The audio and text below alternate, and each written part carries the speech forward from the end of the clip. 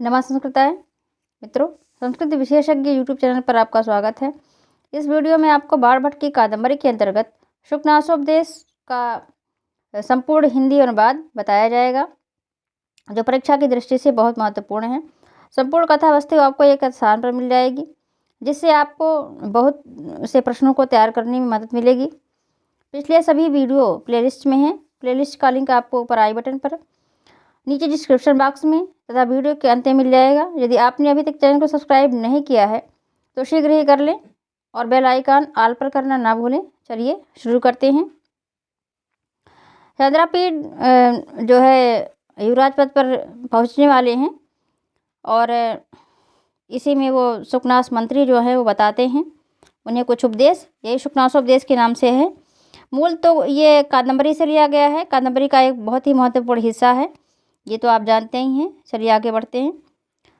इस प्रकार कुछ दिनों के बीतने पर राजा ने, अब राजा यहाँ तारापीठ हैं, अब वो चंद्रापीठ के पिताजी हैं, तो राजा जो है तारापीठ ने चंद्रापीठ का युवराज करने के इच्छा से जो है युवराज के पद पर अभिषेक करने की इच्छा से द्वारपालों को सामग्रियों का समूह अर्थात सभी सामग्रियों को इकट्ठा करने के लिए आदेश दिया। उस चंद्रापीठ को, जिसका युवराज पद पर अभिषेक का समय निकट था, कभी मिलने के लिए आने पर, विनय से परिपूर्ण होने पर भी उसे और अधिक विनम्र बनाने की इच्छा से शुकनास ने विस्तार से कहा। अर्थात चंद्रापीठ शुकनास मंत्री के घर मिलने के लिए जाते हैं और उसी समय उन्हें जो है बताते हैं, और वही जो है शुकनासोपदेश के नाम से है। प्रिय चंद्रापीठ, जानने योग्य सभी विषयों का ज्ञान प्राप्त कर लेने वाले और सभी शास्त्रों का अध्ययन कर चुके आपके लिए उपदेश देने योग्य कुछ भी नहीं है। केवल यही कहना है कि स्वभाव से यौवन में उत्पन्न अज्ञान रूपी अंधकार अत्यंत गहन होता है, जो सूर्य द्वारा दूर नहीं किया जा सकता, रत्नों के प्रकाश से नष्ट नहीं किया जा सकता, दीपक की ज्योति से हटाया नहीं जा सकता। मदपान का नशा तो परिणाम अर्थात पचकर उतर जाता है, किंतु धन संपत्ति का नशा परिणाम अर्थात वृद्धावस्था होने पर भी नहीं उतरता। तो आगे और देखते हैं कि क्या क्या उन्होंने बताया। कष्ट है कि ऐश्वर्य से उत्पन्न कुछ दूसरे ही प्रकार का तिमिर नामक नेत्र रोग का अंधापन होता है, जो अंजन की वर्तिका से दूर नहीं किया जा सकता। दर्प रूपी दाहकारी ज्वर की गर्मी अति तीव्र होती है, जो शीतल पदार्थों द्वारा उपचार से दूर नहीं होती। विषय भोग रूपी विष के आस्वादन से उत्पन्न मूर्छा विषम तथा जड़ी बूटियों और मंत्रों की पहुंच से परे है। सुख भोग की अभिलाषा रूपी मल का लेप इतना अधिक होता है, इतना गहरा होता है कि स्नान और शुद्धि के उपायों से समाप्त नहीं होता। राज्य सुख रूपी सन्निपात ज्वर की निद्रा निरंतर रात्रि के समाप्त होने पर भी न टूटने वाली और घोर होती है। इस कारण आपसे विस्तार से कहा जा रहा है, जन्म से ही राज या धन संपन्न होना, नवीन युवावस्था, अद्वितीय रूपवान होना और मनुष्य से बढ़कर शक्ति से युक्त होना अर्थात अमानुषी अर्थात अत्यधिक शक्ति संपन्न होना, यह अनर्थ की बड़ी श्रृंखला है।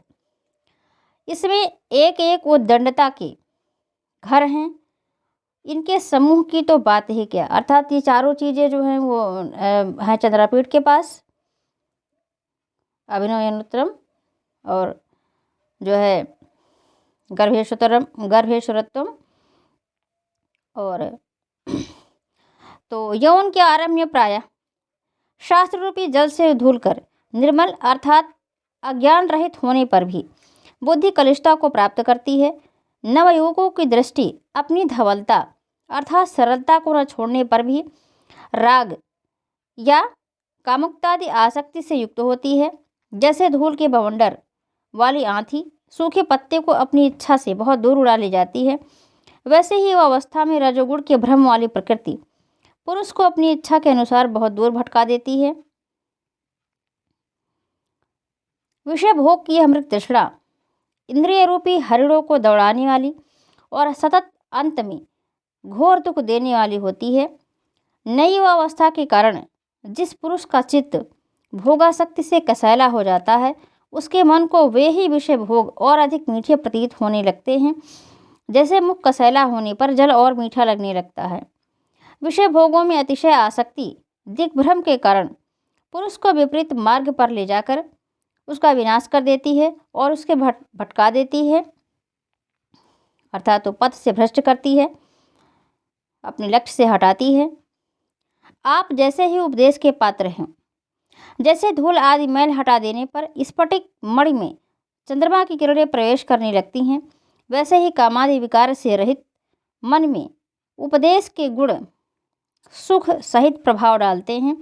जैसे निर्मल जल भी कान में पड़ने पर शूल उत्पन्न करता है, वैसे ही दुर्जन के लिए गुरुजन का राग द्वेषादि रहित निर्मल वचन भी कान में पड़ने पर उसका क्रोध बढ़ाता है। उससे भिन्न भले व्यक्ति के लिए वह मुख की शोभा को और अधिक वृद्धि प्रदान करता है। जैसे शंख का भूषण हाथी के मुख की शोभा को बढ़ा देता है, तो गुरु का उपदेश जो है वो सज्जनों के लिए प्रभावकारी है और दुर्जनों के लिए जो है उसका कोई प्रभाव नहीं है, वो और क्रोध को बढ़ाता ही है। तो और गुरुजन का उपदेश जैसे प्रदोष समय का चंद्रमा अत्यंत काले अंधकार को भी दूर कर देता है, वैसे ही अतिशय निंदित दोषों के समूह को दूर कर देता है। चित्त के विकारों के प्रशमन का कारण जो है भूत गुरुपदेश बुद्धि में उत्पन्न विचारों को वैसे ही गुण के रूप में बदल देता है, जैसे बुढ़ापा सिर के केशों को निर्मल करते हुए उन्हें पलित या सफ़ेदी में बदल देता है। विषय भोगों का आस्वादन न किए हुए आपके लिए तो यही उपदेश का समय है। कामदेव के बाणों के प्रहार से छलनी हुए हृदय में उपदेश का वचन जल के समान नीचे गिरकर व्यर्थ हो जाता है। उच्च वंश में जन्म और शास्त्रों की शिक्षा दुष्ट स्वभाव वाले की उद्दंडता के ऊपर कोई प्रभाव नहीं डालती। चंदन से भी उत्पन्न अग्नि क्या जलाता नहीं है, अर्थात जलाता भी है। तो अग्नि को बुझाने के लिए जल से भी क्या बड़वा नल और प्रचंड नहीं होता। गुरुजन का उपदेश तो पुरुष के लिए सभी कारुष्य रूपी मैल को धोने में समर्थ बिना जल का स्नान है। केश पकना आदि कुरूपता से रहित वृद्धावस्था के बिना भी वृद्धत्व है। चर्बी के दोष को बिना बढ़ाए गुरु भारी अर्थात गौरवशाली बनाने की प्रक्रिया है। कानों के सोने के बिना, कानों का जो है सोने के बिना निर्मित अग्राम्य आभूषण है। ग्राम्य क्या है, जो ग्रामीण है। अग्राम्य क्या है, जो जिसे आप सब शिक्षित मानते हैं, तो अर्थात अच्छा है। अब ये सोना जो है, स्वर्ण एक धातु है, यहाँ सोना शब्द धातु से आया। जैसे कानों में स्वर्ण का आभूषण पहनते हैं, तो जो शास्त्र हैं वो कानों के लिए आभूषण हैं, और वो भी क्या हैं कि जो है अग्राम यानी अच्छे हैं, उच्च कोटि के हैं, उसमें गंवारूपन भद्दापन नहीं है, और ज्योतियों से बढ़कर प्रकाश है, ऐसा जागरण है जो थकान नहीं उत्पन्न करता। राजाओं के लिए तो इसका विशेष महत्व है, उनको उपदेश देने वाले विरले होते हैं। प्रजाजन भय के कारण राजा के वचन का प्रतिध्वनि के समान अनुगमन करते हैं। प्रचंड दर्परूपी श्वेत हो रोग की सूजन के कारण उनके कानों के विवर बंद हो जाने से वे उपदेश दिए जाने पर भी सुनते नहीं, और सुनते रहने पर भी हाथी के समान नेत्रों को बंद कर अनादर दिखाते हुए उपदेश देने वाले गुरुजनों को खिन्न कर देते हैं। राजाओं की प्रकृति अहंकार रूपी दाहजोर की मूर्छा से उत्पन्न अहंकार के अज्ञान के अंधकार से भरी हुई और व्याकुल होती है। उनके धन मिथ्याभिमान का उन्माद उत्पन्न करते हैं। राजलक्ष्मी राज्य रूपी विष के विकार के रूप में तंद्रा उत्पन्न करने वाली होती हैं। कल्याण की चाह करने वाले आप पहले लक्ष्मी को ही देखें। श्रेष्ठ वीरों की तलवार रूपी कमलों के वन में विहार करने वाली भ्रमरी रूपी लक्ष्मी क्षीर सागर से निकली हैं।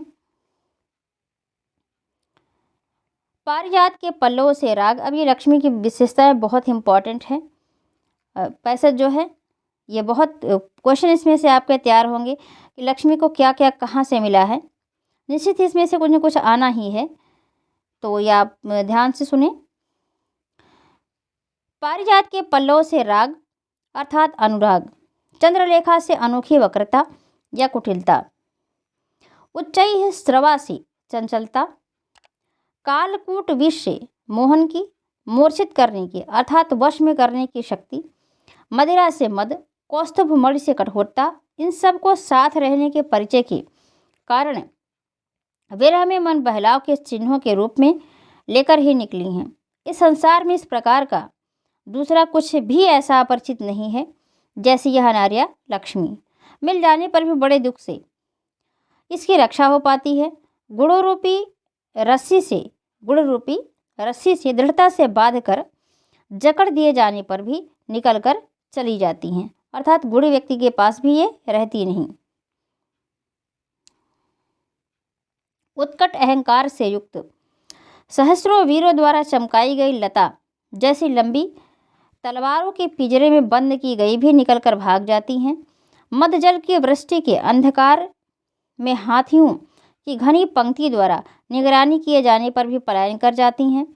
न परिचय का निर्वाह करती हैं, न उच्च कुल का विचार करती हैं, न रूप सौंदर्य देखती हैं, न किसी एक कुल में रहने के क्रम का अनुसरण करती हैं, न सदाचरण को देखती हैं, न विदग्धता को गिनती हैं, न शास्त्र ज्ञान को सुनती हैं, न धर्म का अनुरोध रखती हैं, न त्याग के लिए कोई आदर रखती हैं, विशेषज्ञता का विचार नहीं करती और न आचार का पालन करती हैं।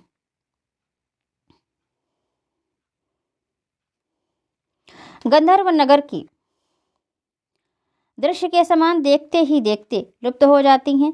आज तक मानो मंदराचल पर्वत से मथने से बने जल के आवर्त में चक्कर खाने से उत्पन्न संस्कार के कारण घूमती रहती हैं। कमलिनियों के मध्य घूमने के संपर्क से मानो कमलनालों के कांटे चुभने के कारण कहीं भी पैरों को पूरी तरह नहीं रखती। बड़े राजाओं और धनियों के घर प्रयत्नपूर्वक सुरक्षित रखे गए भी मानो विविध गंधगजों के कपोलों से गिरने वाले मदछल रूपी मद के पान से मतवाली होकर इधर उधर गिरती हैं। मानव विश्वरूपत्य पाने के लिए उसने नारायण भगवान विष्णु के शरीर का आश्रय लिया हो। अविश्वास से भरी हुई वह मूल दंड कोश और मंडल की पूर्ण वृद्धि प्राप्त कर लेने वाले सायंकालीन कमल के समान राज्य सेना कोश मित्र गढ़ से संपन्न भी राजा को छोड़ देती हैं। लता जैसे बिटपकों छोटे वृक्षों पर चढ़ती है, वैसे ही वह धूर्त वीटों के स्वामियों को आश्रय लेती हैं। वसु नाम के देवताओं की माता और तरंगों एवं बुदबुदों से चंचल गंगा के समान वसु अर्थात धन को उत्पन्न करने वाली होने पर भी तरंगों और बुदबुद के समान चंचला हैं। सूर्य की गति में जैसे अनेक राशियों में संक्रांति होती है, वैसे ही यह अनेक पुरुषों के पास जाती रहती हैं। पाताल की गुफा जैसे तम अर्थात अंधकार से भरी होती है, वैसे ही तमोगुण के व्यापारों से भरी होती हैं। जैसे हिडिंबा का हृदय भीमसेन के साहस के कार्य से आकृष्ट था, वैसे भीषण साहस के कार्यों से आकृष्ट होने योग्य हृदय वाली हैं। वर्षा के समान क्षण भर चमकने वाली हैं। दुष्टा पिशाची जैसे अनेक पुरुषों के बराबर ऊंचाई दिखाकर दुर्बल मनुष्य को उन्मत्त बना देती है, वैसे अनेक पुरुषों को समृद्धि की दशा में पहुंचाकर उन्हें उन्मत्त बना देती हैं। सरस्वती द्वारा अपनाए गए पुरुष को मानो ईर्ष्या के कारण गले नहीं लगाती, गुणवान पुरुष का अपवित्र के समान स्पर्श नहीं करती।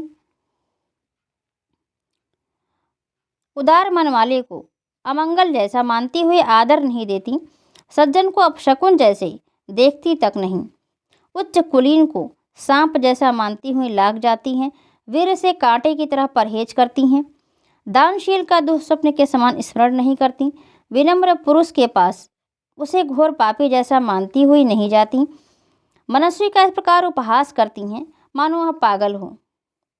परस्पर विरुद्ध इंद्रजाल जैसा दिखाती हुई जगत में यह अपना परस्पर विरोधी चरित्र प्रकट करती हैं। निरंतर ऊष्मा गर्मी या उत्साह देती हुई भी जाड्य शीतलता या जड़ता उत्पन्न करती हैं। जल की राशि समुद्र से उत्पन्न होने पर भी तृष्णा को बढ़ाती हैं, ईश्वरता प्रदान करती हुई भी हल्कापन ले आती हैं, अमृत के सहोदरा होने पर भी कटु विपाक वाली होती हैं, विग्रह शरीर वाली होने पर भी प्रत्यक्ष न दिखाई देने वाली होती हैं, पुरुषोत्तम में रत होने पर भी खल जन से प्रेम करने वाली हैं। धूल में भरी हुई के समान निर्मल को भी कलुषित कर देती हैं। जैसे यह चंचला वह प्रदीप्त होती हैं। जैसे जैसे ये प्रदीप्त होती हैं वैसे वैसे दीपक की लौ के समान केवल काजल की कालिमा जैसे कर्म ही प्रेरित करती हैं। और भी यह धन की तृष्णा रूपी विष की लताओं के लिए पूर्ण रूप से बढ़ाने वाली जल की धारा है। इंद्रिय रूपी मृगों को फंसाने के लिए बहेलिए का संगीत है। सज्जनों के चरित्र रूपी चित्रों को मलिन करने वाली धूमलेखा है। मोह की लंबी निद्रा के लिए विलास की शैया है। धन के अहंकार रूपी पिशाचियों के लिए निवास की टूटी अटारी हैं। शास्त्र रूपी दृष्टि के लिए तिमिर रोग की वृद्धि है। सभी प्रकार के अभिनयों के आगे चलने वाली पताका है।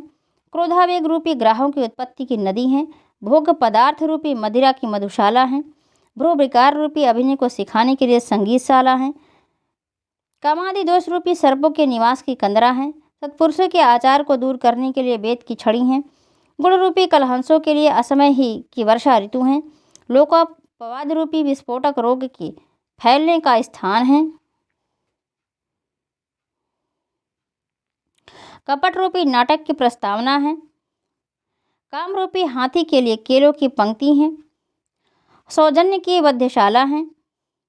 धर्म रूपी चंद्रमंडल के लिए राहु की जिह्वा है। मैं ऐसा किसी को नहीं देखता जिसका इसने कसकर आलिंगन किया हो और जिसे फिर धोखा ना दिया हो। निश्चय ही यह चित्र में अंकित होने पर भी चल देती हैं। मिट्टी की मूर्ति के रूप में होने पर भी इंद्रजाल सी माया फैलाती हैं। तराश कर उकेरी गई भी धोखा देती हैं। सुनने पर भी ठगती हैं। सोचने पर भी वंचना करती हैं। इस प्रकार के इस दुराचारिणी द्वारा किसी प्रकार भाग्यवश अपनाए गए राजा व्याकुल हो जाते हैं और सभी प्रकार की उच्च श्रृंखलताओं के घर बन जाते हैं। और भी अभिषेक के समय ही मानवमंगल कलशों के जल से उनकी उदारता धो दी जाती है। होमादि अग्निकार्य से हृदय मलिन बना दिए जाते हैं। पुरोहित के कुश के अग्रभाग रूपी सम्मार्जनी से क्षमाशीलता झाड़कर दूर फेंक दी जाती है। रेशमी पगड़ी के बांधने से वृद्धावस्था आने की स्मृति ढक दी जाती है। छत्र के मंडल से परलोक की दृष्टि दूर कर दी जाती है। चवरों की वायु से मानव सत्यवादिता उड़ा दी जाती है। मानव वेद के डंडों से गुणों को भगा दिया जाता है। मानव जय जयकार के शब्दों के कोलाहल से हितकारी वचनों को तिरस्कृत कर दिया जाता है। ध्वज के वस्त्र के छोरों से यश को मानो पोंछ दिया जाता है।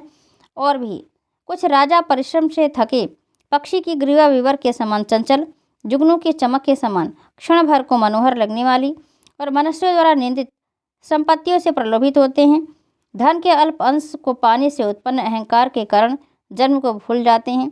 अनेक दोषों के बढ़ जाने से दूषित रक्त के समान काम आदि अनेक दोषों की वृद्धि के कारण भोगेच्छा की अभिलाषा के आवेश से पीड़ित रहते हैं।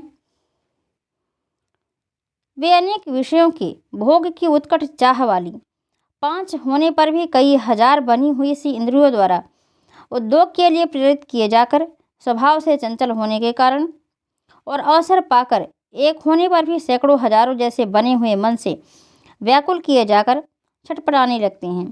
वे मानव ग्रहों द्वारा पकड़े लिए जाते हैं। भूत द्वारा भी भूत कर लिए जाते हैं। मंत्रों द्वारा मानव उनमें प्रेतात्माओं का प्रवेश करा दिया जाता है। दुष्टात्माओं द्वारा मानव निश्चेष्ट बना दिए जाते हैं। ये सब राजा के विषय में है।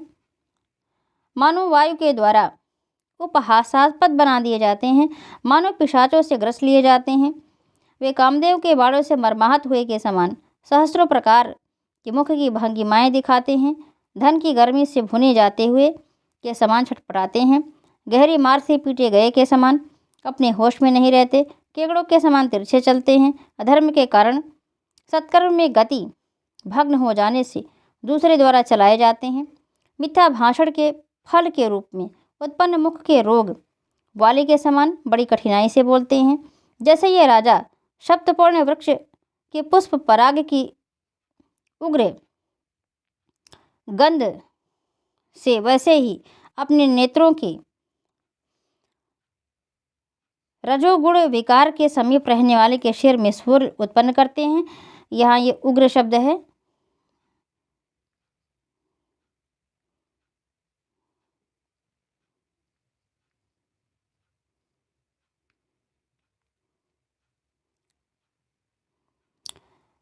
मरणासन्न व्यक्ति यों के जो है समान वे अपने बंधु बांधवों को नहीं पहचानते। जैसे जिनकी आंख आई हुई है वे सूर्य आदि के तेज को नहीं देख पाते, वैसे ही तेजस्वी लोगों को नहीं देखते। विषैले सर्प से डसे गए व्यक्ति जैसे बड़े प्रभावशाली मंत्रों से भी होश में नहीं आते, वैसे ही वे बड़ों के हितकारी उपदेश से भी जागरूक नहीं होते। जैसे लाख के आभूषण ताप से युग्म अग्नि आग को नहीं सहते, वैसे ही वे उत्साह संपन्न व्यक्ति को सहन नहीं करते। जैसे बिगड़ैल हाथी बड़े भारी खंभे में जकड़े गए भी सिखाने को नहीं ग्रहण करते, वैसे ही वे घोर अहंकार से जिद पर अड़े रहकर गुरुजनों के उपदेश को ग्रहण नहीं करते। तृष्णारूपी विष से मूर्छित हुए वे सब कुछ स्वर्ण में ऐसा देखते हैं।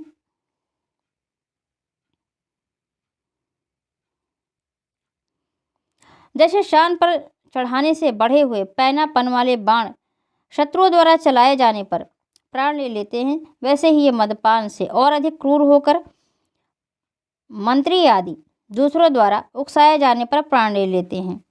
जैसे वृक्ष पर दूर पर लगे फलों को डंडे मार कर गिरा दिया जाता है, वैसे ये दूर पर रहने वाले संभ्रांत कुलों को भी दंड लगाकर या सेना भेजकर नष्ट कर देते हैं। जैसे असमय में उत्पन्न पुष्प मनोहर आकृति के होने पर भी संसार के विनाश के हेतु होते हैं, वैसे ही ये सुंदर रूप वाले होने पर भी प्रजा के विनाश के कारण होते हैं। जैसे श्मशान के अग्नि की भूति भस्मति भयावह होती है, वैसे ही इनकी भूति समृद्धि भयावह होती है। ये तिमिर नेत्र रोग को रोगी के समान अदूरदर्शी होते हैं। रोग के जो है तिमिर रोग के वहाँ जो को है वो के शब्द है। जैसे कामी पुरुषों के घर वेश्याएं होती हैं, वैसे ही इन राजाओं के भवन में क्षुद्रजन विद्यमान रहते हैं। जैसे शव यात्रा के नगाड़े सुने जाने पर उद्वेग उत्पन्न करते हैं, वैसे इनके विषय में सुनाई पड़ने पर आतंक फैल जाता है।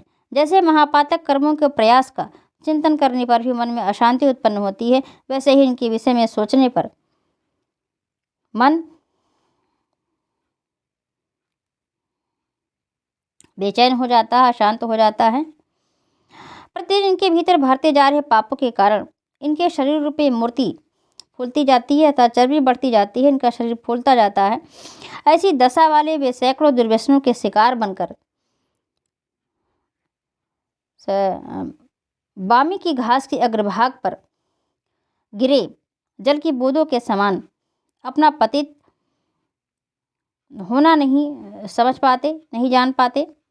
कुछ दूसरे राजाओं को केवल अपने स्वार्थ साधन में तत्पर धन रूपी मांस के टुकड़े को झपटने में गृद्ध जैसे राजसभा रूपी कमलिनी के पीछे शिकार के लिए छिपे बगुलों के समान धूर्त लोग यह समझाते हैं कि जुआ तो विनोद है, पर स्त्री गमन चतुराई है, शिकार खेलना व्यायाम है, मदपान करना मनोरंजन है, असावधानी वीरता है, अपनी पत्नी का परित्याग व्यसनहीनता है और गुरुजनों के वचन का तिरस्कार करना है। किसी के सिखाने पढ़ाने पर न चलना है, सेवकों को बस में न रख पाना सुख से सेवा करने योग्य होता है। नृत्य, गीत, वाद्य और वेश्या में आसक्ति होना कलाप्रियता या रसिकता है। बड़े अपराधों के विषय में न सुनना महानुभावता है। अपमान को सह लेना क्षमा है। मनमानी करना प्रभुता है। देवता का अपमान करना महान शक्तिशालित्व है। बंद जनों की स्तुति ही यश है। चंचलता उत्साह है। किसी के विषय में विशेष न जानना निष्पक्षता है। इस प्रकार दोषों को भी गुणों के बीच आरोपित करने वाली और मन ही मन स्वयं उनके ऊपर हंसने वाली ठगने में कुशल धूर्तों द्वारा मनुष्य लोक में घटित न होने योग्य स्तुतियों से वह ठगे जाते हैं और धन के मद से बौराए यानी पागल हुए से अहंकारी हुए से धन के जो आप कह सकते हैं मद से अहंकारी हुए से वे राजा जो है अविवेकहीन होने के कारण उन धूर्तों के कथनों को वैसा ही मानते हुए अपने में मिथ्याभिमान भर लेते हैं। मरणशील मनुष्यों के धर्म से युक्त होने पर भी अपनी को दिव्य अंश के समान साथ जो है अवतार लिया हुआ सा और दैवी स्वरूप से संपन्न सा समझकर वे देवों के समान चेष्टाएं और महत्व प्रदर्शित करते हैं। जबकि व्यक्ति की मृत्यु निश्चित है, व्यक्ति मरण धर्मा है। यहाँ मृत्युलोक में आकर कोई जो है अजर अमर नहीं है, पर वो ऐसा मानते हैं जिससे वे सभी लोगों के उपहास के पात्र बन जाते हैं और स्वयं वो ये बात समझ भी नहीं पाते हैं क्योंकि उन्हें कोई बता ही नहीं पाता। सेवकों द्वारा अपनी नकल किए जाने पर प्रसन्न होते हैं। मन ही मन देवता का अपने ऊपर आरोप किए जाने के धोखे के कारण अविद्यमान शक्तियों की संभावना करने से उनकी मति भ्रष्ट हो जाती है और वे ऐसा समझने लगते हैं कि उनकी दोनों भुजाओं के भीतर दूसरी और 2 भुजाएं प्रविष्ट हैं, अर्थात वो अपने आप को नारायण समझते हैं। वे अपने ललाट में त्वचा के नीचे तीसरे नेत्र के छिपे होने की आशंका करने लगते हैं, अर्थात वो अपने आप को भगवान शंकर समझते हैं। किसी को दर्शन देना भी कृपा करना गिनते हैं, दृष्टि डाल देना भी उपकार करने में जोड़ते हैं, वार्तालाप कर लेना धन का भाग देने जैसा समझते हैं। तो अर्थात वो अपने आप को अपने यथार्थ से अधिक बढ़कर समझते हैं, जबकि वो सब कुछ सच नहीं होता। आज्ञा देने को वर दे देने जैसा मानते हैं, स्पर्श कर लेने को पवित्र कर देने वाला जैसा समझते हैं। अपनी झूठी महत्ता के गर्व से भरे हुए वे देवों को प्रणाम नहीं करते, ब्राह्मणों की पूजा नहीं करते, सम्मानीय जनों का सम्मान नहीं करते, सत्कार करने योग्य लोगों का सत्कार नहीं करते, प्रणाम करने योग्य जनों को प्रणाम नहीं करते, गुरुओं के आने पर उनके आदर में उठते नहीं। विद्वानों पर यह कहकर हंसी करते हैं कि व्यर्थ के यजन अध्ययन अध्यापन कार्यों में इन्होंने उपभोग के सुख को गंवा दिया और वृद्ध जनों के उपदेश को बुढ़ापे की दुर्बलता के प्रभाव से किए जाने वाले प्रलाप के रूप में देखते हैं। अर्थात जो वृद्धों का उपदेश है उसे वो कहते हैं कि वृद्धावस्था का प्रलाप है, उसमें कोई ज्ञान नहीं। अपनी बुद्धि का निरादर समझकर सचिव के उपदेश पर कुढ़ते हैं, हितकारी वचन बोलने पर कोप करते हैं, सभी प्रकार से उसी का अभिनंदन करते हैं, उसी से बातें करते हैं, उसे ही अपने पास रखते हैं, उसी को आगे बढ़ाते हैं, उसी के साथ सुखपूर्वक रहते हैं, उसे ही देते हैं, उसी से मित्रता रखते हैं, उसी की बातें सुनते हैं, उसी पर धन की वर्षा करते हैं, उसे ही महत्व देते हैं और उसे ही अपना विश्वास पात्र बनाते हैं, जो दिन रात निरंतर हाथ जोड़े हुए उन्हें देवता के समान प्रदर्शित करते हुए अन्य कार्यों को छोड़कर उन्हीं की स्तुति करता है या उनकी महत्ता का बखान करता है। बखान करना, प्रशंसा करना, वर्णन करना। उन राजाओं की कौन सी बात उचित है जिनके लिए अतिशय कर्मों के देश से ही भरे हुए कौटिल्य का अर्थशास्त्र प्रमाण है। हिंसक अभिचार क्रियाओं के कारण जिनका स्वभाव एकमात्र क्रूरता का है, ऐसे पुरोहित जिनके गुरु हैं, जिनको उपदेश देने वाली दूसरों को धोखा देने में ही लगे रहते हैं, ऐसे मंत्री होते हैं। सहस्रों राजाओं द्वारा भोग करने के बाद छोड़ी गई लक्ष्मी में जिनकी आसक्ति होती है, जिनका लगाव दूसरों का विनाश करने वाले शास्त्रों या शस्त्रों में होता है, और सहज प्रेम से आर्द्र हृदय वाले अनुरक्त भाई जिनके लिए उन्मूलित किए जाने योग्य होते हैं।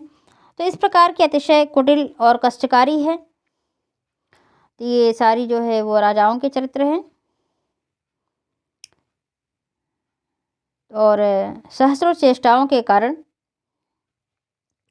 भीषण इस राजतंत्र में और घोर अविवेक रूपी अंधकार उत्पन्न करने वाले यौवन में कुमार इस प्रकार प्रयत्न करना कि लोगों की हंसी के पात्र ना बनो, सज्जनों द्वारा तुम्हारी निंदा ना की जाए, गुरुजन तुम्हें धिक्कारे नहीं, मित्र तुम्हें उपालंब ना दें, विद्वानों के लिए तुम शोचनीय ना बनो, और ऐसी चेष्टा करो जिससे विठ या कामुक पुरुष तुम्हारे दोषों का प्रचार ना करें, अपनी कार्यसिद्धि में कुशल पुरुष तुम्हें ठगने ना पाएं, लंपट लोग तुम्हारे धन का उपभोग ना करें, सेवगढ़ तुम्हारे धन को लूटे नहीं, धूर्त तुम्हें धोखा ना दें, इसलिए तुम्हें फंसा ना सकें, राजलक्ष्मी तुम्हारी मति को पागल ना बना दे, भ्रष्ट ना कर दें। तो मद अर्थात अहंकार से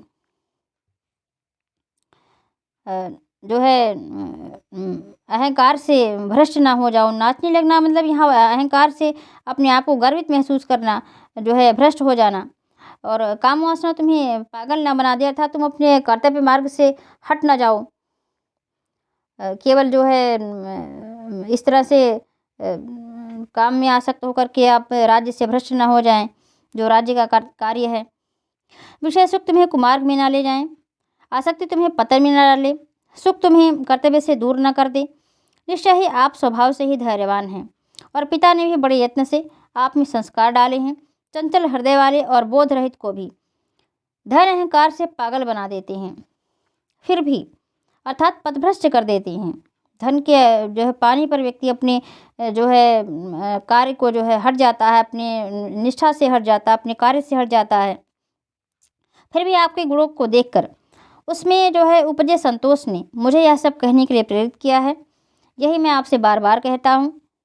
विद्वान को भी, प्रबुद्ध को भी, महान शक्तिशाली या मनुष्य को भी, उच्च कुल में उत्पन्न व्यक्ति को भी, धैर्यवान को भी और अपनी जो है समुन्नति के प्रयत्न में लगे रहने वाले पुरुष को भी यह दुष्ट लक्ष्मी दुष्ट बना देती हैं और सभी प्रकार से पिता द्वारा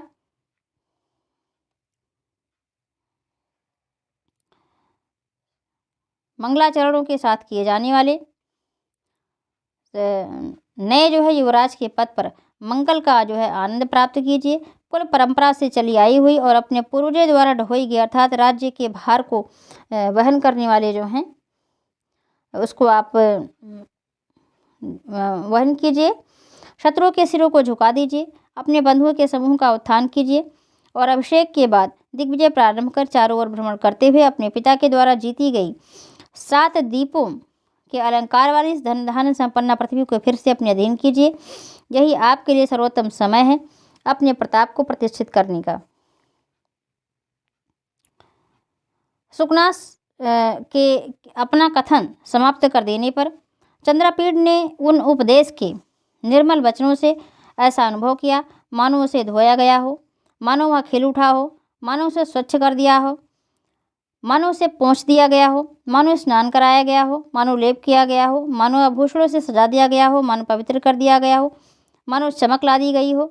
इस प्रकार मन ही मन आनंदित वह कुछ देर रुक कर अपने भवन को लौट आया। अब ये वह जो शब्द है यहाँ चंद्रपीठ से है। वीडियोस के अपडेट जानने के लिए आप हमें सोशल मीडिया पर भी फॉलो कर सकते हैं। सभी के लिंक नीचे डिस्क्रिप्शन में दिए गए हैं। टेलीग्राम पर आपको स्टडी मटेरियल मिलते रहेंगे, अतः आप टेलीग्राम को ज्वाइन अवश्य करें। लिंक नीचे डिस्क्रिप्शन में दिया गया है। यूट्यूब पर जल्द से जल्द 1 के सब्सक्राइबर पूरा करें और आगे किस टॉपिक पर वीडियो बनाना है कमेंट बॉक्स में ज़रूर बताएं। Thanks for watching.